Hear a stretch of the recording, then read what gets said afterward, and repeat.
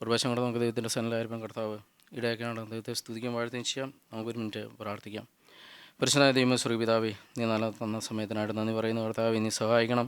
കർത്താവെ, നിൻ്റെ മക്കൾക്ക് ഒരുമിച്ച് ഇങ്ങനെ കൂടി വരുവാൻ കർത്താവ് ഇടയാക്കി സർവ്വത്തിനും നന്ദി പറയുന്നു. കർത്താവെ, നിത്യത്തോളം ഞങ്ങൾ നടത്തി നിർവചനത്താലും കർത്താവിൻ്റെ പരിശുദ്ധന്മാരും ഞങ്ങൾ മുന്നോട്ട് നടത്തുന്ന സ്തോത്രം. കർത്താവെ, അതിനുമായിട്ട് നിൽക്കുമ്പോൾ കർത്താവെ, നീ തന്നെ ഇടപെടണം, നീ തന്നെ സംസാരിക്കണമേ എന്ന് പ്രാർത്ഥിക്കുന്നു. പൂർണ്ണമായിട്ട് ഏൽപ്പിച്ചു തരുന്ന യേശുവിൻ നാമത്തിൽ തന്നെ ആമേൻ.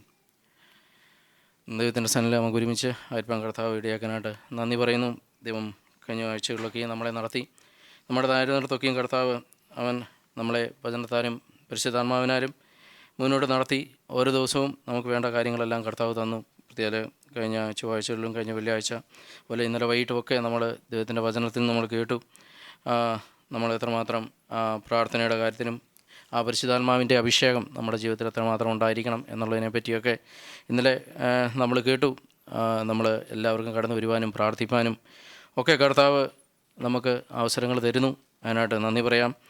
ഈ ദിവസങ്ങളൊക്കെയും എന്നെയും കർത്താവ് നടത്തുന്നു. അതിനായിട്ട് ഞാൻ നന്ദിയോടു കൂടി ആയിരിക്കുന്നു. കാരണം ഈ ഭൂമിയിൽ നമ്മളായിരിക്കുമ്പോൾ നമ്മൾ കടന്നു പോകുന്ന എല്ലാ സാഹചര്യങ്ങളുടെ മേലും കർത്താവ് നമ്മുടെ കൂടെയുണ്ട് എന്നുള്ളൊരു ബലവും ധൈര്യവും ഈ ദിവസങ്ങളിൽ കൂടുതൽ അനുഭവിച്ചറിയാനൊക്കെ കർത്താവ് സഹായിക്കുന്നു. അതിനായിട്ട് ഞാൻ നന്ദി പറയുന്നു. ഇന്ന് കർത്താവിൻ്റെ മേശ നമ്മളോട് കൊണ്ട് ഞാൻ വലിയ കാര്യമായിട്ടുള്ള ദൈവം ഓർമ്മിച്ച ചെറിയ ചില കാര്യങ്ങൾ മാത്രം ഞാൻ പങ്കുവെക്കാൻ വേണ്ടി ആഗ്രഹിക്കുന്നു. കൊലോസ്യരിൽ 1:15 മുതലുള്ള ചില വാക്യങ്ങൾ ഞാൻ വായിക്കാം. അവൻ അദൃശ്യനായ ദൈവത്തിൻ്റെ പ്രതിമയും സർവ്വസൃഷ്ടിക്കും ആദിജാതനുമാവുന്നു.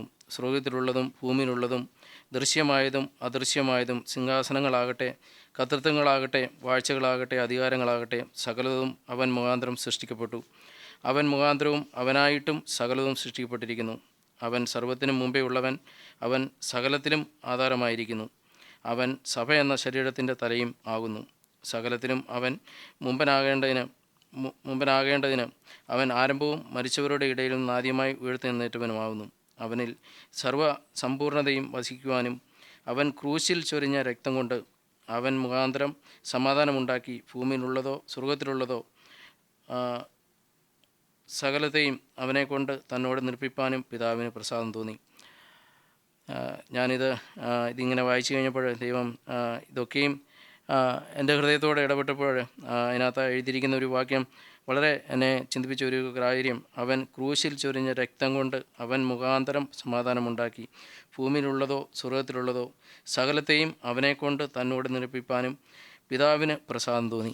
തീർച്ചയായിട്ടും ഇന്ന് നമ്മളിവിടെ ആയിരിക്കുന്നത് നമ്മുടെ പിതാവിന് നമ്മളോട് പ്രിയമുള്ളതുകൊണ്ട്, അല്ലെങ്കിൽ പിതാവിന് നമ്മളെ ഇഷ്ടമായതുകൊണ്ട് തന്നെയാണ് നമ്മളെ ഇവിടെ ഇങ്ങനെ ഒരുമിച്ചായിരിക്കാൻ കർത്താവിന് നമ്മളോട് പ്രസാദം തോന്നി. നമ്മുടെ പിതാവിന്, അതായത് പുത്രനെ നമുക്ക് തന്നു. അതെ, ഞാൻ ചിന്തിക്കുകയായിരുന്നു, നമ്മളെല്ലാവരും ഇവിടെ ആയിരിക്കുന്നവർ ആരും നമ്മൾ മുൻകാലങ്ങളിൽ കർത്താവിനെ അറിഞ്ഞവരാണോ എന്ന് ചോദിച്ചു കഴിഞ്ഞാൽ അല്ല. നമ്മൾ പല കാലഘട്ടങ്ങളിൽ പല ജീവിതത്തിൻ്റെ പല സാഹചര്യങ്ങളിലൂടെ കടന്നു പോയപ്പോൾ എവിടെ നിന്നോ എവിടെയോ ഒക്കെയോ വെച്ച് നമ്മൾ വചനം കേട്ടു. അങ്ങനെ നമുക്കൊരു പിതാവുണ്ടെന്നും ആ പിതാവിൻ്റെ സന്നിധിയിലേക്ക് നമ്മൾ വരേണ്ടതാണെന്നും നമ്മൾ നോക്കുമ്പോൾ നമ്മൾ പുറമേ ക്രിസ്ത്യാനികളാണ്, അങ്ങനെ നമ്മൾ പേര് കൊണ്ട് നമ്മൾ അറിയപ്പെടുന്നു, നമ്മളങ്ങനെ പാരമ്പര്യത്തിൽ ജനിച്ചവരായിരിക്കാം. പക്ഷേ കർത്താവ് നമുക്ക് ഒന്ന് മനസ്സിലാക്കി തന്നു, ആ കർത്താവ് നമ്മൾക്ക് വേണ്ടി മരിച്ചുവെന്നും ഇന്ന് നമ്മൾ മേശയോടെ ആയിരിക്കുമ്പോൾ തന്നെയും നമ്മൾ ആയിരിക്കുന്നത് തന്നെ ആ കർത്താവ് നമുക്ക് വേണ്ടി ചെയ്ത കാര്യങ്ങൾ, അല്ലെങ്കിൽ നമുക്കറിയാം അവനാണ് നമ്മളെ വീണ്ടെടുത്തതെന്നും ആ ക്രൂശിലെ രക്തം കൊണ്ട് നമ്മളെ വിലയ്ക്ക് അവൻ വാങ്ങിയതാണെന്നൊക്കെ നമുക്ക് മനസ്സിലാക്കാൻ കഴിയും. അതിൻ്റെ മേളിൽ 1:11 മുതൽ ഇങ്ങോട്ട് എഴുതിയിരിക്കുന്നു, സകല സഹിഷ്ണുതയ്ക്കും ദീർഘക്ഷമയ്ക്കുമായി അവൻ്റെ മഹത്വത്തിൻ്റെ വല്ലഭത്വത്തിന് ഒത്തവണ്ണം പൂർണ്ണശക്തിയോടെ ബലപ്പെടണമെന്നും വിശുദ്ധന്മാർക്ക് വെളിച്ചത്താലുള്ള അവകാശത്തിനായി നമ്മെ പ്രാപ്തരാക്കുകയും നമ്മെ ഇരുട്ടിൻ്റെ അധികാരത്തിൽ നിന്ന് വിടുവിച്ച തൻ്റെ സ്നേഹസ്വരൂപനായ പുത്രൻ്റെ രാജ്യത്തിലാക്കി വയ്ക്കുകയും ചെയ്ത പിതാവിന് സന്തോഷത്തോടെ സ്തോത്രം ചെയ്യുന്നവരാകണമെന്നും അപേക്ഷിക്കുന്നു. അവനിൽ നമുക്ക് പാപമോചനമെന്ന വീണ്ടെടുപ്പുണ്ട്. തീർച്ചയായിട്ടും നമ്മൾ ഒരു സമയത്ത് ആ ഇരുട്ടിൻ്റെ അവസ്ഥയിലായിരുന്നു. അതെ, നമ്മൾ ആ ഇരുട്ടിൻ്റെ അവസ്ഥയിൽ നിന്ന്, ഇരുട്ടിൻ്റെ അധികാരത്തിൽ നിന്ന് വിടുവിച്ച് തൻ്റെ സ്നേഹസ്വരൂപനായ പുത്രൻ്റെ രാജ്യത്തിലാക്കി വെച്ചു. തീർച്ചയായിട്ടും നമ്മളിന്നായിരിക്കുന്നത് ആ ഇരുട്ടിൻ്റെ അന്ധകാരത്തിൽ നിന്ന് വിടുവിച്ച് ആ കർത്താവിൻ്റെ, അല്ലെങ്കിൽ ആ പുത്രൻ്റെ രാജ്യത്തിലാക്കി വയ്ക്കുകയും ആ സ്നേഹസ്വരൂപനായ പുത്രൻ്റെ രാജ്യത്തിലേക്ക് വയ്ക്കുകയും ചെയ്ത പിതാവിന് സന്തോഷത്തോടെ സ്തോത്രം ആകണം എന്നും അപേക്ഷിക്കുന്നു. തീർച്ചയായിട്ടും നമ്മൾ ഇവിടെ ആയിരിക്കുന്നത് വിശുദ്ധന്മാരും വെളിച്ചത്താലുള്ള അവകാശത്തിനായി നമ്മെ പ്രാപ്തരാക്കിയ നമ്മെ ഇരുട്ടിൻ്റെ അധികാരത്തിൽ നിന്ന് വിടുവിച്ച തൻ്റെ സ്നേഹസ്വരൂപനായ പുത്രൻ്റെ രാജ്യത്തിലാക്കി വച്ചിരിക്കുന്നു. അത് തീർച്ചയായിട്ടും ഈ ഒരു കാര്യം കർത്താവ് നമുക്ക് ചെയ്തു തന്നിരിക്കുന്ന ഒരു കാര്യമാണ്. കാരണം നമുക്ക് ചെയ്തു തന്നിരിക്കുന്നു. ഇപ്പോൾ നമ്മളായിരിക്കുന്നത് കർത്താവിൻ്റെ ആ രാജ്യത്തിൽ തന്നെയാണ്. കാരണം നമ്മൾ മുമ്പേ ആയിരുന്നത് ആ ഇരുട്ടിൻ്റെ അവസ്ഥയിലായിരുന്നു.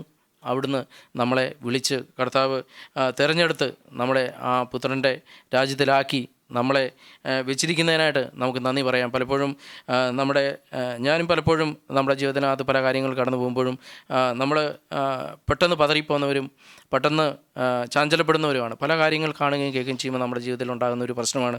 അപ്പം പലപ്പോഴും നമ്മൾ മറന്നു പോകുന്നു, നമ്മൾ പിതാവിൻ്റെ സന്നിധിയിലാണ് നമ്മളായിരിക്കുന്നതെന്നും നമ്മൾ ഒരു സമയത്ത് ഇരുട്ടിൻ്റെ അന്ധകാരത്തിൽ നിന്ന് ആ കർത്താവിൻ്റെ അല്ലെങ്കിൽ നമുക്ക് ഇതിനകത്ത് താഴെ എഴുതിയിരിക്കുന്നു, അവൻ സഭ എന്ന ശരീരത്തിൻ്റെ തലയും ആകുന്നു, സകലത്തിലും താൻ മുമ്പനാകേണ്ടതിന് അവൻ ആരംഭവും മരിച്ചവരുടെ ഇടയിൽ നിന്ന് ആദ്യമായി എഴുന്നേറ്റവനുമാകുന്നു.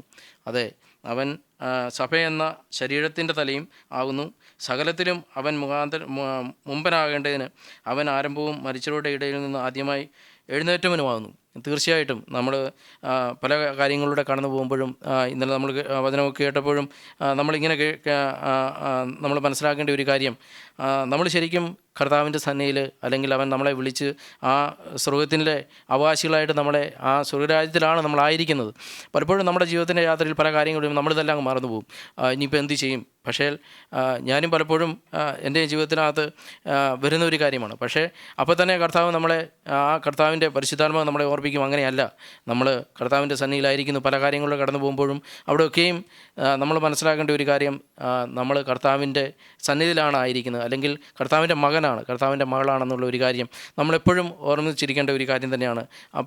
വേറൊരു വാക്യം കൂടെ ഞാൻ വായിക്കാൻ ആഗ്രഹിക്കുന്നത് റോമർ 5:8 മുതൽ വാക്യം, ക്രിസ്തുവോ നാം പാപികളായിരിക്കുമ്പോൾ തന്നെ നമുക്ക് വേണ്ടി മരിക്കിയാൽ ദൈവം തനിക്കുള്ള നമ്മോടുള്ള സ്നേഹം പ്രദർശിപ്പിക്കുന്നു. അവൻ്റെ രക്തത്താൽ നീതിരിക്കപ്പെട്ട ശേഷമോ നാം അവനാൽ എത്ര അധികമായി കോപത്തിൽ നിന്ന് രക്ഷിക്കപ്പെടും. ശത്രുക്കളായിരിക്കുമ്പോൾ തന്നെ നമുക്ക് അവൻ്റെ പുത്രൻ്റെ മരണത്താൽ ദൈവത്തോട് നിരപ്പ് വന്നുവെങ്കിൽ നിറഞ്ഞ ശേഷം നാം അവൻ്റെ ജീവനിൽ എത്ര അധികമായി രക്ഷിക്കപ്പെടും. അത്രയുമല്ല, നമുക്കിപ്പോൾ നിരപ്പ് ലഭിച്ചത് കാരണമായ നമ്മുടെ കർത്താവായ യേശുക്രിസ്തു മുഖാന്തരം നാം ദൈവത്തിൽ പ്രശംസിക്കുകയും ചെയ്യുന്നു. തീർച്ചയായിട്ടും ഇവിടെയും കാണുന്ന ഒരു കാര്യം, അവൻ്റെ രക്തത്താൽ നീതീകരിക്കപ്പെട്ട ശേഷമോ നമ്മൾ തീർച്ചയായിട്ടും അവൻ്റെ രക്തത്താൽ തന്നെയാണ് നമ്മൾ നീതീകരിക്കപ്പെട്ടിരിക്കുന്നത്. കാരണം അവൻ്റെ രക്തത്താൽ തന്നെയാണ്, അത് അതിന് മേളിൽ എഴുതിക്കുന്നു, ക്രിസ്തുവോ നാം പാപികൾ ആയിരിക്കുമ്പോൾ തന്നെ നമുക്ക് വേണ്ടി മരിക്കിയാൽ ദൈവം നമ്മോടുള്ള സ്നേഹത്തെ പ്രദർശിപ്പിച്ചിരിക്കുന്നു. തീർച്ചയായിട്ടും ആ കർത്താവിൻ്റെ സ്നേഹം നമ്മൾ എത്രമാത്രം അറിഞ്ഞിരിക്കേണ്ട ഒരു കാര്യം നമ്മൾ പാപികളായിരിക്കുമ്പോൾ തന്നെ ക്രിസ്തു നമുക്ക് വേണ്ടി മരിച്ച് അല്ലെങ്കിൽ അടക്കപ്പെട്ട് അവൻ്റെ ആ ഒരു കാര്യം, അതായത് വേണ്ടി മരിക്കിയാൽ ദൈവം നമുക്ക് വേണ്ടി നമ്മോടുള്ള സ്നേഹത്തെ, അതായത് അത്രമാത്രം സ്നേഹം കൊടുത്തിട്ടാണ് നമ്മളെ അവൻ വിലയ്ക്ക് വാങ്ങിയിരിക്കുന്നത്. നമ്മൾ പാപികളായിരിക്കുമ്പോൾ തന്നെ നമ്മൾക്ക് വേണ്ടി മരിച്ച് അല്ലെങ്കിൽ അവൻ്റെ രക്തത്താൽ നമ്മൾ ശരിക്കും നീതീകരിക്കപ്പെട്ടിരിക്കുന്നു. കാരണം അവൻ്റെ രക്തത്താലാണ് നമ്മളെ അവൻ വിലയ്ക്ക് വാങ്ങിയിരിക്കുന്നുള്ള ഒരു കാര്യം നമ്മൾ മറന്നു പോകാതെ ഇരിക്കേണ്ട ആവശ്യമാണ്. അതുപോലെ തന്നെ എഫേസ്യർ 1:6 മുതലുള്ള വാക്യങ്ങൾ, നമ്മെ ദത്തെടുക്കേണ്ടതിന് അവൻ പ്രിയാനിൽ നമുക്ക് സൗജന്യമായി നൽകിയ തൻ്റെ കൃപാമഹത്വത്തിൻ്റെ പുകഴ്ചയ്ക്കായി സ്നേഹത്താൽ നമ്മെ നിയമിക്കുകയും ചെയ്തുവല്ലോ. അവനിൽ നമുക്ക് അവൻ്റെ രക്തത്താൽ അതിക്രമങ്ങളാൽ മോചനമെന്ന വീണ്ടെടുപ്പുണ്ട്. തീർച്ചയായിട്ടും നമ്മുടെ ദൈവം ഇതെല്ലാം ഞാൻ കാണുന്ന ഒരു കാര്യം, അവൻ്റെ രക്തത്താലാണ് ഈ കാര്യങ്ങളെല്ലാം. അതിക്രമങ്ങളാലും പാവികൾ, നമ്മളിതിനകത്ത് വേറെ എടുത്ത് കാണുന്നു, അതിക്രമങ്ങളാലും പാവികളുമായിരുന്ന നമ്മളെ അവൻ്റെ രക്തം കൊടുത്താണ് അവിടെയും നമ്മൾ കാണുന്ന ഒരു കാര്യം. രക്തത്താൽ അതിക്രമങ്ങളുടെ മോചനം എന്ന വീണ്ടെടുപ്പുണ്ട്. അത് അവൻ ധാരാളമായി കാണിച്ച കൃപാദാന പ്രകാരം സകല ജ്ഞാനവും വിവേകവുമായി നൽകിയിരിക്കുന്നു. അതെ, ഇവിടെ നമ്മൾ കാണുന്നത് അവൻ്റെ രക്തത്താൽ അതിക്രമങ്ങളുടെ മോചനമെന്ന വീണ്ടെടുപ്പുണ്ട്. അതെ, നമ്മളെ ഏതെല്ലാം അതിൽ അതിക്രമങ്ങളും പാവികളുമായിരുന്നു നമ്മളെ അവൻ്റെ രക്തം കൊടുത്ത് തന്നെയാണ് നമ്മളെ വിലയ്ക്ക് വാങ്ങിയിരിക്കുന്നുള്ള ഒരു കാര്യം നമ്മളിവിടെയും കാണുന്നു. അതുപോലെ തന്നെ എഫേസ്യർ 2:13 ഇങ്ങനെ കാണുന്നു, മുമ്പേ ദൂരസ്ഥരായിരുന്ന നിങ്ങളിപ്പോൾ ക്രിസ്തയേശുവിൽ ക്രിസ്തുവിൻ്റെ രക്തത്താൽ സമീപസ്ഥരായിരിക്കുന്നു. അവൻ നമ്മുടെ സമാധാനം. അവൻ ഇരുപക്ഷത്തെയും ഒന്നാക്കി.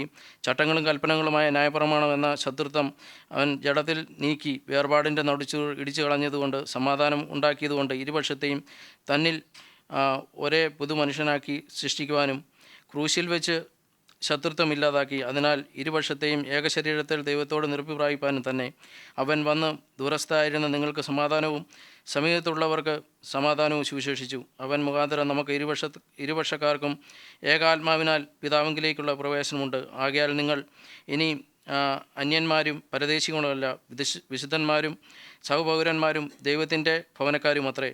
ക്രിസ്തുയേശു തന്നെ മൂലക്കല്ലായിരിക്കെ നിങ്ങളെ അപ്പോസ്തലന്മാരും പ്രവാചകന്മാരും എന്ന അടിസ്ഥാനത്തിന്മേൽ പണിതു വരുന്നു. അവനിൽ കെട്ടിടം മുഴുവനും യുക്തമായി ചേർന്ന് കർത്താവിൽ വിശുദ്ധ മന്ദിരമായി വളരുന്നു. അവനിൽ നിങ്ങളെയും ദൈവത്തിൻ്റെ നിവാസമാകേണ്ടതിന് ആത്മാവിൽ ഒന്നിച്ച് പണിതു വരുന്നു. തീർച്ചയായിട്ടും കർത്താവ് നമ്മളെ പണിയുന്ന ഒരു കാര്യമാണ് അവിടെ പൂർണ്ണമായിട്ട് എഴുതിയിരിക്കുന്നത്. കാരണം കർത്താവ് 13 എഴുതിയിരിക്കുന്ന പോലെ തന്നെ മുമ്പേ നിങ്ങൾ ദൂരസ്ഥരായിരുന്നു, നിങ്ങളിപ്പോൾ ക്രിസ്തയേശുവിൽ ക്രിസ്തുവിൻ്റെ രക്തത്താൽ സമീപസ്ഥരായി തീർന്നിരിക്കുന്നു. അതെ, നമുക്കിതിനൊന്നും നമ്മൾ അവകാശികളായിരുന്നില്ല. ഇതെല്ലാം കർത്താവിൻ്റെ രക്തത്താൽ തന്നെയാണ്. അല്ലെങ്കിൽ ദൂരസ്ഥരായിരുന്ന അല്ലെങ്കിൽ ഇതിനൊന്നും നമ്മൾ അവകാശികളായിരുന്നില്ല. നമുക്കിതിനെപ്പറ്റി ആർക്കും ഒരറിവും ഉണ്ടായിരുന്നില്ല. ഈ കാര്യങ്ങളെല്ലാം നമുക്ക് കർത്താവ് തന്നത് അവൻ്റെ രക്തത്താൽ തന്നെയാണ്. അവൻ നമുക്ക് വേണ്ടി, നമ്മുടെ പാവങ്ങൾക്ക് വേണ്ടി അവൻ കാൽവറിയിൽ മരിക്കുകയും അവൻ നമ്മളെ രക്തം കൊടുത്ത് അവൻ വിലയ്ക്ക് വാങ്ങി ദൂരസ്ഥരായിരുന്ന നമ്മളെ പൂർണ്ണമായിട്ടും കർത്താവിലേക്ക് അടുപ്പിച്ച് പൂർണ്ണമായിട്ടും അവൻ ക്രിസ്തുയേശുവിൽ ക്രിസ്തുവിൻ്റെ രക്തത്താൽ സമീപസ്ഥരായി തീർന്നു. അതായത് നമ്മൾ കർത്താവിനോട് അടുത്ത് വരുവാൻ കർത്താവ് നമ്മളെ ഇടയാക്കി. അതിനായിട്ട് നമുക്ക് നന്ദി പറയാം. അതുപോലെ തന്നെ കൊരിന്ത്യർ 10 ഇങ്ങനെ എഴുതിയിരിക്കുന്നു, അതുകൊണ്ട് പ്രിയരെ, നിങ്ങൾ വിവേകികൾ എന്ന് വെച്ച് ഞാൻ പറയുന്നതിന് വിവേചിക്കുവിൻ. നാം അനുഗ്രഹിക്കുന്ന അനുഗ്രഹപാത്രം ക്രിസ്തുവിൻ്റെ രക്തത്തിൻ്റെ കൂട്ടായ്മയല്ലയോ? നാം നുറുക്കുന്ന അപ്പം ക്രിസ്തുയേശുവിൻ്റെ ശരീരത്തിൻ്റെ കൂട്ടായ്മയല്ലയോ? അപ്പം ഒന്നാകേണ്ടതിന് പലരായ നാം ഒരു ശരീരമാവുന്നു. നാം എല്ലാവരും ഒരേ അപ്പത്തിൽ അംശികളാകുന്നുവല്ലോ. ജഡപ്രകാരമുള്ള ഇസ്രായേലിനെ നോക്കുവിൻ. യഥാർത്ഥത്തിൽ ഞാൻ ഉദ്ദേശിച്ച ഒരു കാര്യം, നാം അനുഗ്രഹിക്കുന്ന അനുഗ്രഹപാത്രം ക്രിസ്തുവിൻ്റെ രക്തത്തിൻ്റെ കൂട്ടായ്മയല്ലയോ? നാം നുറുക്കുന്ന അപ്പം ക്രിസ്തുവിൻ്റെ ശരീരത്തിൻ്റെ കൂട്ടായ്മയല്ലയോ? നമ്മൾ തീർച്ചയായിട്ടും ഇന്ന് നമ്മളിവിടെ ദൈവത്തിൻ്റെ സന്നിധിയിലായിരിക്കുമ്പോൾ നമ്മളൊന്ന് മനസ്സിലാക്കേണ്ട കാര്യം, അപ്പം ഒന്ന് ആകൊണ്ട് പലരായ നാം ഒരു ശരീരമാവുന്നു. നാം എല്ലാവരും ഒരേ അപ്പത്തിൻ്റെ അംശങ്ങളാവുന്നുവല്ലോ. നമുക്കൊരു കാര്യം നമുക്കറിയാം, നമ്മളെല്ലാ പ്രാവശ്യവും നമ്മൾ ദൈവത്തിൻ്റെ സന്നിധിയിൽ ഇങ്ങനെ അപ്പം നുറുക്കാൻ വേണ്ടി നമ്മൾ കൂടി വരുമ്പോൾ തീർച്ചയായിട്ടും നമുക്കൊരു കാര്യം അറിയാം, കർത്താവ് നമ്മൾക്ക് വേണ്ടി മരിച്ചു. അതെ, നമ്മൾക്ക് വേണ്ടി ജീവൻ തന്ന് നമ്മളെ വീണ്ടെടുത്ത് ദൈവത്തിൻ്റെ സന്നിധിയിൽ ദൈവം നമ്മളെ ആക്കിയിരിക്കുന്നു. തീർച്ചയായിട്ടും നമ്മൾ ഇവിടെ ആയിരിക്കുമ്പോൾ നമ്മളൊന്ന് മനസ്സിലാക്കേണ്ട ഒരു കാര്യം, നമ്മളെ ഇതിൽ നിന്നെല്ലാം അല്ലെങ്കിൽ ഇരുട്ടിൽ നിന്ന് നമ്മളെ വിളിച്ച് വേർതിരിച്ച് ദൈവത്തിൻ്റെ സന്നിധിയിലായിരിക്കുമ്പോൾ ഈ ദൈവം തരുന്ന ഈ ഒരു കാര്യം, അല്ലെങ്കിൽ നമ്മൾ ദൈവത്തിൻ്റെ സന്നിധിയിൽ നമ്മളായിരിക്കുമ്പോൾ ഈ അപ്പത്തിൽ നിന്ന് നമ്മൾ ഭക്ഷിക്കുമ്പോൾ, ഈ വീഞ്ഞിൽ നിന്നും ഭക്ഷിക്കുമ്പോൾ നമ്മളെപ്പോഴും അവൻ്റെ രക്തത്തിൽ നിന്ന് അല്ലെങ്കിൽ നമ്മളൊരു ശരീരമായിട്ട് നമ്മൾ പണിയപ്പെടുന്നു. നമ്മളൊന്ന് ചിന്തിച്ച് നോക്കേണ്ട കാര്യം, നമ്മുടെ ജീവിതത്തിനകത്ത് ഇതൊക്കെയും നമ്മൾ ഈ വചനങ്ങൾ കേൾക്കുകയും കേൾക്കുകയൊക്കെ ചെയ്യുമ്പോഴും യഥാർത്ഥമായിട്ടും നമ്മുടെ ജീവിതത്തിനകത്ത് നമ്മളായിരിക്കുന്ന തലങ്ങളിലെല്ലാം ഇത് എപ്രകാരം നമ്മളെ മുന്നോട്ട് നടത്തുന്നു എന്നുള്ള കാര്യം നമ്മുടെ ഹൃദയങ്ങളെ തന്നെ നമുക്ക് പരിശോധിക്കുമ്പോൾ അറിയാം. നമ്മളിതിനു വേണ്ടി എത്രമാത്രം ആഗ്രഹിക്കുന്നു, അല്ലെങ്കിൽ ഈ കാര്യം ഓർത്തുകൊണ്ടാണോ നമ്മുടെ ജീവിതത്തിനകത്ത് എപ്പോഴും നമ്മളായിരിക്കുന്നത്? അതോ നമ്മളിതെല്ലാം പുറമേ നമ്മളിതെല്ലാം കേൾക്കുന്നു, അകമേ നമ്മൾ ഈ ലോകത്തിലെ കാര്യങ്ങളും ലോകത്തിൻ്റെതായ ചിന്താകുലങ്ങളും, അല്ലെങ്കിൽ ലോകത്തിൽ ഇനി മുമ്പോട്ട് എങ്ങനെ പോകും, അല്ലെങ്കിൽ എങ്ങനെയായി തീരും, ഇനിയും എന്താണ് നമ്മുടെ ഭാവി, ഈ കാര്യങ്ങളൊക്കെ ഇന്ന് ഞാൻ രാവിലെ ഷാക്ക് ബ്രദറിൻ്റെ നമ്മൾ എല്ലാവരും കേൾക്കുന്നതാണ്.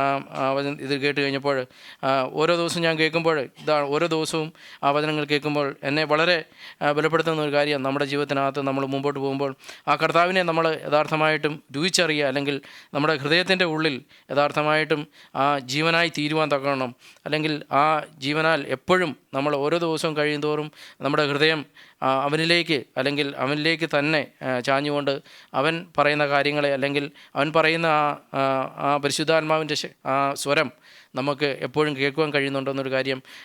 അങ്ങനെ നമുക്ക് കേൾക്കാൻ കഴിയുന്നുണ്ടെങ്കിൽ നമുക്കറിയാം നമുക്ക് ആ പരിശുദ്ധാത്മാവിൻ്റെ നിറവ് നമ്മുടെ ജീവിതത്തിലുണ്ട്. ഇല്ല എങ്കിൽ നമ്മുടെ ജീവിതത്തിനകത്ത് ആ നിറവ് പ്രാപിക്കേണ്ട ആവശ്യമാണ്. കാരണം ആ പരിശുദ്ധാത്മാവിൻ്റെ നിറവുണ്ടെങ്കിൽ മാത്രമേ നമുക്ക് ഈ കാര്യങ്ങളെല്ലാം കേൾക്കുമ്പോഴും വായിക്കുമ്പോഴും എല്ലാം നമുക്ക് ബോധ്യമായി തരത്തുള്ളൂ. അല്ലെങ്കിൽ നമ്മളിതെല്ലാം നമ്മൾ കേട്ടിട്ട് വെറുതെ നമ്മളിവിടെ വരുന്നു, കേൾക്കുന്നു, പക്ഷേ നമ്മുടെ ലൈഫായി തീരുവാൻ, അല്ലെങ്കിൽ അതിനുവേണ്ടി നമ്മൾ ഓരോ സ്റ്റെപ്പ് വെക്കുമ്പോൾ, അല്ലെങ്കിൽ ഇന്നലെ നമ്മൾ കേട്ടു പ്രാർത്ഥനയുടെ വിഷയം, നമ്മൾ കേട്ടു പ്രാർത്ഥിക്കേണ്ട ആവശ്യം, നമ്മൾ കേട്ടു എത്രമാത്രം ഇരിക്കണം. ഞാൻ ഈ കഴിഞ്ഞ ദിവസമൊക്കെയും ആ ഒരു കാര്യത്തിൽ, ആ ഒരു പോരാട്ടത്തിൽ തന്നെയാണ് ഞാൻ കർത്താവിൻ്റെ സന്നിധിയിൽ ഇരിപ്പാനും കർത്താവിൽ നിന്ന് കഴിഞ്ഞതിൽ കൂടുതലായിട്ട്, അതായത് കഴിഞ്ഞ കാലങ്ങളെക്കാട്ടിൽ കൂടുതൽ ആ ദൈവത്തിൻ്റെ സന്നിധിയിലേക്ക് അടുത്ത് വരുവാനും കർത്താവിൽ നിന്ന് പ്രാപിപ്പാനും. കാരണം അതുമാത്രമേ എന്നെ നിലനിർത്തത്തുള്ളൂ. കാരണം നമ്മൾ എവിടെയായിരുന്നാലും, അല്ലെങ്കിൽ നമ്മുടെ മുമ്പോട്ടുള്ള ഭാവിയെക്കുറിച്ചായിരിക്കാം, നമ്മുടെ മക്കളുടെ കാര്യങ്ങളായിരിക്കാം, എന്തെല്ലാമായിരിക്കാം, അതെല്ലാം അവിടെയൊക്കെയും നമുക്കറിയാം. നമ്മൾ ഇങ്ങനെ കാണുന്നല്ലോ, നമ്മൾ അവൻ്റെ നീതിയും രാജ്യവും അന്വേഷിപ്പീൻ, രാജ്യവും നീതിയും അന്വേഷിപ്പീൻ, അതോടുകൂടി സർവ്വതും നമുക്ക് നൽകിത്തരുന്ന ഒരു പിതാവാണ്. അതെ, അങ്ങനെ ഒരു അവസ്ഥയിലേക്കായി തീരുവാൻ ഞാൻ ആഗ്രഹിക്കുന്നു. കാരണം നമ്മളെല്ലാം അങ്ങനെ ആഗ്രഹിക്കുക. കാരണം ആ കർത്താവിൻ്റെ സന്നിധിയിലേക്ക് നമുക്ക് ഏൽപ്പിച്ചു കൊടുക്കുക. നമ്മളാദ്യം അന്വേഷിക്കുന്നതിന് അവൻ്റെ രാജ്യവും അവൻ്റെ നീതിയും നമ്മുടെ ജീവിതത്തിലായി തീരുവാൻ നോക്കണം. നമ്മൾ ആയിരിക്കുന്നിടത്തൊക്കെയും നമ്മളൊരു വെളിച്ചമായി തീരുവാൻ, അല്ലെങ്കിൽ നമ്മുടെ ജീവിതത്തിനകത്ത് കടന്നു വരുന്ന, ഇന്നലെ നമ്മൾ കേട്ട പോലെ നല്ല നോട്ടുകളും ചീത്ത നോട്ടുകളും നമ്മൾ തിരിച്ചറിയാൻ നോക്കണം. നമ്മൾ പലപ്പോഴും വചനം വായിക്കുമ്പോഴും, നമ്മൾ വചനം കേൾക്കുമ്പോഴും, പല കാര്യങ്ങൾ നമ്മൾ കേൾക്കുമ്പോഴും നമ്മുടെ ജീവിതത്തിനകത്ത്, അല്ലെങ്കിൽ പല സംഭവങ്ങൾ കേൾക്കാം, പല സ്ഥലങ്ങളിൽ നിന്നുള്ള പല കാര്യങ്ങൾ നമ്മൾ കേൾക്കാം, പല സാഹചര്യങ്ങളിലൂടെ നമ്മൾ കടന്നു പോകുന്നു. അവിടെയൊക്കെയും യഥാർത്ഥമായിട്ടും ആ നല്ലതിനെ തിരിച്ചറിയണമെങ്കിൽ നമ്മുടെ ഹൃദയത്തിൻ്റെ ഉള്ളിൽ ആ പരിശുദ്ധാത്മാവിൻ്റെ ആവശ്യമുണ്ട്. ആ പരിശുദ്ധാത്മാവിൻ്റെ നിറവില്ലെങ്കിൽ, അഭിഷേകമില്ലെങ്കിൽ നമുക്കൊരിക്കലും നമുക്ക് ആ കാര്യങ്ങളെ തിരിച്ചറിയാൻ കഴിയത്തില്ല. അപ്പോൾ നമുക്കതിനു വേണ്ടി കൂടുതലായിട്ട് യാചിക്കാം. കാരണം ഇന്ന് നമ്മളെ മധ്യത്തിൽ കർത്താവിൻ്റെ മേശയുള്ളപ്പോൾ നമ്മളൊരു കാര്യം അറിയണം. അതെ, നമുക്ക് വേണ്ടി കർത്താവ് മരിച്ചു, നമുക്ക് വേണ്ടി ജീവൻ തന്നു. അവൻ ആണികളാൽ ക്രൂശിൽ മരിച്ച് ആ രക്തത്താൽ അവൻ നമ്മളെ വീണ്ടെടുത്തിരിക്കുന്നതാണ്. അപ്പോൾ തീർച്ചയായിട്ടും ആ ദൈവത്തിൻ്റെ സന്നിധിയിലാണ് നമ്മളായിരിക്കുന്നത്. നമ്മളിവിടെ നോക്കുമ്പോൾ നമ്മൾ കുറച്ച് പേരേ ഉള്ളൂ, കുറച്ച് ആൾക്കാരേ ഉള്ളൂ. പക്ഷേ ആ ദൈവം നമുക്ക് തരുന്ന, ഇന്നലെ നമുക്കറിയാം, ഇന്നലെ നമ്മളവിടെ കൂടിയിരുന്നപ്പോൾ എല്ലാവർക്കും നമുക്ക് ഇന്നലെ കടന്നു വരാൻ കഴിഞ്ഞു. കാരണം നമ്മുടെ ഹൃദയത്തിൻ്റെ ആഗ്രഹം കർത്താവിനോട് അടുത്തിരിക്കുക, ആ പരിശുദ്ധാത്മാവ് സംസാരിക്കുന്ന വചനങ്ങൾ കേൾക്കുക, അതിനനുസരിച്ച് നമ്മൾക്ക് ആ വളർച്ച നമ്മുടെ ജീവിതത്തിനകത്ത് ഓരോ ദിവസവും ഉണ്ടായി തീരുവാൻ. കാരണം നമ്മളിവിടെ കടന്നു വരുന്നു, പോന്നു, അങ്ങനെയല്ല. നമ്മളിവിടെ കടന്നു വരുമ്പോൾ തീർച്ചയായിട്ടും നമ്മളോട് എല്ലാവരോടും വചനം ഇടപെടാറുണ്ട്. ആ പരിശുദ്ധാത്മാവ് നമ്മുടെ ഹൃദയത്തിലുള്ള എല്ലാവർക്കും ആ ദൈവം വായിക്കുമ്പോൾ ദൈവം ആരോടും സംസാരിക്കാതെ ഇരിക്കത്തില്ല. കാരണം ഓരോ ആഴ്ചയും ദൈവം ആ പരിശുദ്ധാത്മാവിനാൽ തന്നെയാണ്, ഞാൻ വിശ്വസിക്കുന്നത് അങ്ങനെയാണ്, ഓരോ നിമിഷങ്ങളും ഓരോ സമയങ്ങളും ആ പരിശുദ്ധാത്മാവ് തന്നെയാണ് നമ്മളെ നടത്തുന്നത്. ആ പരിശുദ്ധാത്മാവിൻ്റെ സന്നിധിയിലാണ് നമ്മളായിരിക്കുന്നത്, ആ ദൈവത്തിൻ്റെ സന്നിധിയിലാണ് നമ്മളായിരിക്കുന്നത്. കാരണം ഇതിനൊന്നും നമ്മൾ യോഗ്യരായിരുന്നില്ല. നമ്മൾ നോക്കുമ്പം നമ്മളിന്ന് പറഞ്ഞു അനേകരെ കൂട്ടി വരുത്തണമെന്ന്. പക്ഷേ നമ്മളൊന്ന് ചിന്തിക്കണം, അനേകരെ കൂട്ടി വരുത്തുമ്പോഴും നമ്മുടെ ഹൃദയങ്ങൾ എപ്പോഴും നമ്മൾ അതിനുവേണ്ടി ആഗ്രഹിക്കുക. കാരണം ആ വിശുദ്ധിയും വേർപാടും നമ്മുടെ ജീവിതത്തിൽ എപ്പോഴും ഉണ്ടായിരിക്കണം. എങ്കിൽ മാത്രമേ നമുക്കൊരാളോട്, അല്ലെങ്കിൽ എൻ്റെ റൂമിലുള്ള ഒരാളോട്, അല്ലെങ്കിൽ എന്നെ കാണുന്ന ഒരാളോട് നമുക്ക് ക്രിസ്തുവിനെ കാണിച്ചു കൊടുക്കണമെങ്കിൽ നമ്മുടെ ജീവിതത്തിലും അങ്ങനെ ഒരു ലൈഫ് ഉണ്ടായിരിക്കണം. നമ്മുടെ സംസാരത്തിലായിരിക്കാം, നമ്മുടെ നോട്ടത്തിലായിരിക്കാം, സർവ്വത്തിലും ആ ഒരു കർത്താവിൻ്റെ സ്വരൂപത്തോട് അനുരൂപമാകുന്ന ഒരു ലൈഫ് നമ്മുടെ ജീവിതത്തിലുണ്ടെങ്കിൽ നമ്മുടെ കൂടെ ഇരിക്കുന്നവനോടും, അല്ലെങ്കിൽ കൂടെ ജോലി ചെയ്യുന്നവർക്കോടും നമ്മളൊരു എക്സാമ്പിളായിട്ട് നമുക്ക് കർത്താവിൻ്റെ കാര്യം നമുക്ക് പറയാൻ പറ്റും. അതേ സമയത്ത് നമ്മുടെ ജീവിതത്തിൽ ലൈഫില്ലെങ്കിൽ നമുക്കൊന്നും പറയാൻ കഴിയത്തില്ല. കാരണം അവൻ നമ്മളോട് പലതും തിരിച്ച് ചോദിക്കും. നമ്മൾ അവരുടെ കൂടെ ആയിരിക്കുമ്പോൾ നമുക്കറിയാം, നമ്മൾ പറയാറില്ലേ, നമ്മുടെ ഭാര്യയ്ക്കും നമ്മുടെ സഹോദരിമാർക്കും നമ്മുടെ പൈതങ്ങൾക്കുമാണ് നമ്മളെ ഏറ്റവും കൂടുതൽ അറിയാവുന്നത്, വേറെ ആർക്കും അറിയത്തില്ല. കാരണം അവരോടാണ് നമ്മൾ കൂടുതൽ ഇടപെടുകയും കൂടുതൽ സംസാരിക്കുകയും കൂടുതൽ അറ്റാച്ച് ചെയ്യുന്ന അവരുമായിട്ടാണ്. അപ്പോൾ അവർക്കാണ് നമ്മുടെ ശരിയായിട്ടുള്ള സ്വഭാവം അറിയാവുന്നത്. എന്ന് പറഞ്ഞ പോലെ തന്നെ നമ്മൾ ജോലി ചെയ്യുന്നിടത്തും നമ്മൾ കാണുന്നിടത്തും വർഷങ്ങളായിട്ട് നമ്മളെ അവരാണ് കാണുന്നത്. അപ്പോൾ അവരാണ് നമ്മളെ വാച്ച് ചെയ്യുന്നത്. അപ്പം നമുക്ക് അവരോടൊരു സുവിശേഷം, അല്ലെങ്കിൽ കർത്താവാണ് എന്നെ രക്ഷിച്ചതെന്ന്, അല്ലെങ്കിൽ എന്തുവായിക്കോട്ടെ, അല്ലെങ്കിൽ ഞാൻ ഇപ്പോൾ കടന്നു പോകുന്ന സിറ്റുവേഷനിൽ കർത്താവാണ് എന്നെ നടത്തുന്നത് എന്ന് നമുക്ക് പറയണമെങ്കിൽ നമ്മുടെ ജീവിതത്തിനകത്ത് നമ്മുടെ ലൈഫ് നമുക്കുണ്ടായിരിക്കണം. ആ ലൈഫില്ലാതെ നമ്മൾക്ക് പ്രാർത്ഥിക്കാൻ കഴിയും, കർത്താവെ ആത്മാക്കളെ കൂട്ടി വരുത്തണമെന്ന്. പക്ഷേ നമ്മളൊന്ന് ചിന്തിക്കണം, നമ്മളെ ആത്മാക്കളെ കൂട്ടി വരുത്തുന്നത് നമ്മളൊക്കെ തന്നെയാണ് അതിനുവേണ്ടി മുൻകൈ എടുത്ത് നിൽക്കേണ്ടത്. അപ്പോൾ നമ്മുടെ ലൈഫ് നമ്മൾ അങ്ങനെ ആയി തീർന്നു കഴിഞ്ഞാൽ നമുക്കൊരാളെ കാണുമ്പം അവനോട് സംസാരിക്കാൻ കഴിയും, അല്ലെങ്കിൽ അവനോട് എന്ത് കാര്യമാണ് പറയേണ്ടതെന്ന് കർത്താവ് ആ സമയത്ത് തന്നെ നമ്മുടെ ഹൃദയത്തിലും നമ്മുടെ നാക്കിലും അവൻ ജീവൻ്റെ വചനങ്ങളെ തരും. അതുപോലെ തന്നെ ഇത് വായിക്കുവാനും മനസ്സിലാക്കുവാനും ഈ ദിവസങ്ങളായിട്ട് ഞാൻ ആഗ്രഹിക്കുന്ന ഒരു കാര്യം, കർത്താവേ, ഞാനായിരിക്കുന്നിടത്തൊക്കെയും ആ ഒരു വെളിച്ചം എൻ്റെ റൂമിലായിരിക്കാം, ഞാൻ ആരെ കാണുമ്പോഴും ഇപ്പോൾ എൻ്റെ ഹൃദയത്തിൻ്റെ ആഗ്രഹം അവനോട് കർത്താവിനെക്കുറിച്ച് പറയുക. എൻ്റെ റൂമിലുള്ളവരോടും ആരോടും ജസ്റ്റ് ചർച്ചിലേക്ക് വിളിക്കുക, അല്ലെങ്കിൽ നിങ്ങൾ വരുന്നോ, നിങ്ങൾ എന്താണ് പരിപാടി, എന്താണിന്ന്, ഫ്രീ ആണോ, വരുന്നോ? അപ്പോൾ അവർ ചോദിക്കുക എവിടെ പോവുക, ഞാനിങ്ങനെ പോകുന്നു. നമുക്ക് കുറച്ച് നേരം അവിടെ പോയിരുന്നു കഴിഞ്ഞാൽ നമുക്ക് ഒരു ഹൃദയത്തിനുള്ളിൽ എന്തെങ്കിലും പ്രയാസമോ വിഷമോ ഉണ്ടെങ്കിൽ നമുക്ക് മാറിക്കിട്ടും. അപ്പോൾ അവർ ചോദിക്കും എന്താണ്, എങ്ങനെയാണ്. അങ്ങനെ നമുക്ക് അവരെ, ഞാൻ ഉദ്ദേശിക്കുന്നത് പലർക്കും പല രീതിയിലായിരിക്കാം ആ വെളിച്ചമുള്ളത്. ആ രീതിയിലനുസരിച്ച് നമ്മൾ നിൽക്കണമെങ്കിൽ തീർച്ചയായിട്ടും ഈ പറഞ്ഞ കർത്താവ് നമുക്ക് വേണ്ടി മരിച്ചു, നമുക്ക് വേണ്ടി കാൽവറിയിൽ അവൻ മരിച്ചു, നമ്മളെ വീണ്ടെടുത്തു, ദൈവസഭയുടെ ഭാഗമാക്കി തീർത്തിരിക്കുന്നു ഒക്കെ നമുക്ക് പറയാൻ ഈസിയാണ്. പറയുമ്പോഴും നമ്മളൊന്ന് കരുതേണ്ടത്, നമ്മുടെ ഹൃദയത്തിൻ്റെ ഉള്ളിൽ യഥാർത്ഥമായിട്ടും ആ വെളിച്ചമുണ്ടോ, അല്ലെങ്കിൽ ഇത് പുറമേ മാത്രമേ ഉള്ളൂ, അകമേ നമ്മൾ എത്രമാത്രം വിശുദ്ധിയുള്ളവരാണ്, എത്രമാത്രം ശുദ്ധിയുള്ളവരാണെന്ന് നമ്മളെ തന്നെ നമ്മൾ തിരിച്ചറിയുക. ആ വിശുദ്ധി നമ്മുടെ ജീവിതത്തിലുണ്ടെങ്കിൽ തീർച്ചയായിട്ടും നമ്മൾ ആരോട് സംസാരിക്കുന്നു, ആരോട് ഇടപെടുന്നു, അല്ലെങ്കിൽ നമ്മൾ സഹോദരന്മാർ തമ്മിൽ നമ്മൾ പ്രാർത്ഥിക്കുമ്പോഴും എല്ലാം അത് നമ്മൾ കാണുവാൻ സാധിക്കും.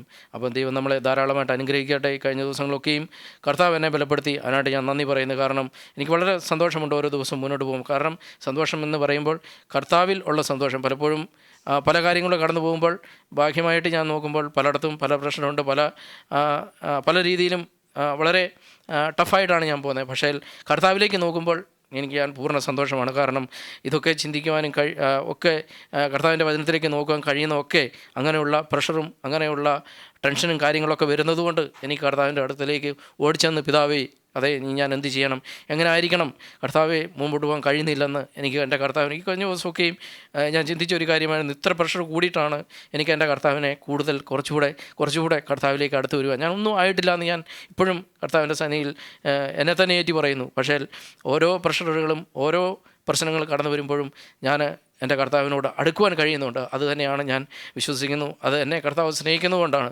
അപ്പോൾ ഞാൻ ഇന്നലെ രാത്രിയിൽ ഞാൻ ഇങ്ങനെ കിടന്നപ്പോൾ ചിന്തിക്കുകയായിരുന്നു, കർത്താവ്, ഈ പ്രശ്നം എന്തുകൊണ്ടാണ് ഇങ്ങനെയൊക്കെ ഒത്തിരി ടെൻഷനും കാര്യങ്ങളൊക്കെ വരുന്നത്. അപ്പം കർത്താവിനോടൊരു പറഞ്ഞ ഒരു കാര്യം, നിനക്ക് ഈ പ്രശ്നങ്ങളൊന്നും ഇല്ലായിരുന്നെങ്കിൽ നീ ഇത്രയും ആഴത്തിലോട്ടൊന്നും പോകാൻ ചിന്തിക്കത്തില്ല. കാരണം കാര്യങ്ങളൊക്കെ ഓക്കെയാണ്, പിന്നെ നിനക്കെന്താണ് പ്രശ്നം, അങ്ങനെ നമ്മൾ ചിന്തിച്ചു പോകും. പക്ഷേ കർത്താവ് നമ്മളെ സ്നേഹിക്കുന്നു. അതുകൊണ്ടാണ് ഇങ്ങനെയുള്ള കാര്യങ്ങളിലൂടെ കടന്നു പോകാൻ കർത്താവ് അനുവദിക്കുന്നതും. ആ സമയത്ത് നമ്മൾ സമാധാനത്തിന് വേണ്ടി ആ വചനത്തിലേക്കും പരിശുദ്ധാത്മാവിലേക്കും അറ്റ്ലീസ്റ്റ് സഹോദരങ്ങളിലേക്ക് പോലും ഒരു സഹോദരനെ നമുക്ക് വിളിച്ചിട്ട്, സഹോദര, ഇന്ന അവസ്ഥയിലൂടെ ഞാൻ കടന്നു പോകുന്നു, എനിക്ക് വേണ്ടി പ്രാർത്ഥിക്കണം, അല്ലെങ്കിൽ എനിക്ക് വേണ്ടി നമ്മുടെ കാര്യങ്ങളെ പറയുവാൻ ഒക്കെ സാധിക്കുന്നത് കർത്താവാണ്. കർത്താവ് തരുന്ന അനുഭവങ്ങളിലൂടെ തന്നെയാണെന്ന് ഞാൻ വിശ്വസിക്കുന്നു. പൂർണ്ണമായിട്ടും നമ്മളെ കർത്താവ് സഹായിക്കട്ടെ. ആമേൻ.